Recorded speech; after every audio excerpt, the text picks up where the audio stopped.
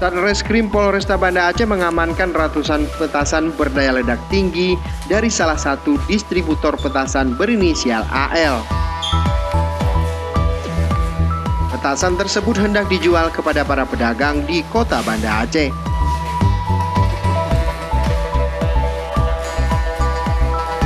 Dalam razia itu, petugas mendapatkan 27 kotak petasan berbagai merek.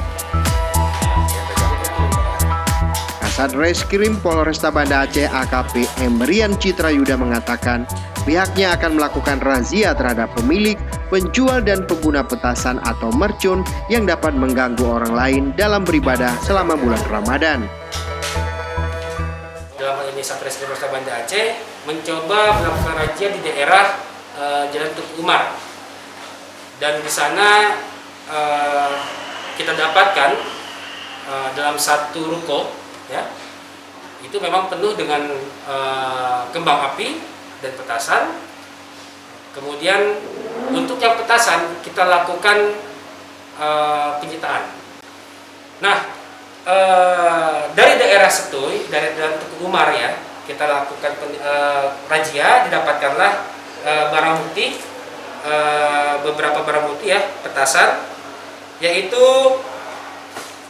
27 kotak, ya, kotak kecil petasan atau mercon merek Blooming Flower, ya, Blooming Flower. Ini dia,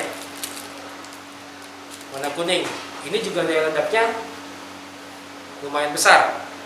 Kemudian kita juga menyita 32 kotak kecil petasan atau mercon warna merah, ya, merek, ya, Happy Flowers, ya. Ini begini wujudnya, ya, rekan-rekan. Nah, ini juga daya ledaknya lumayan. Ini dia, daya ledaknya juga lumayan. Ini sangat mengganggu. Kemudian kita juga menyita 128, ya, kurang lebih petasan atau mercon, ya, jenis Roman Candle, ya. Banda Aceh ini, ya, kita mencoba untuk zero petasan lah, jangan ada lagi ledakan-ledakan yang terjadi.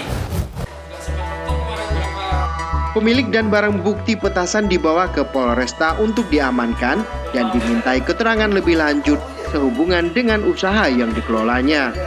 Kepemilikan dan penggunaan bahan peledak termasuk petasan melanggar Undang-Undang Darurat Nomor 12 Tahun 1951 dan juga dapat dijerat dengan pasal 187 KUHP dengan ancaman 20 tahun penjara.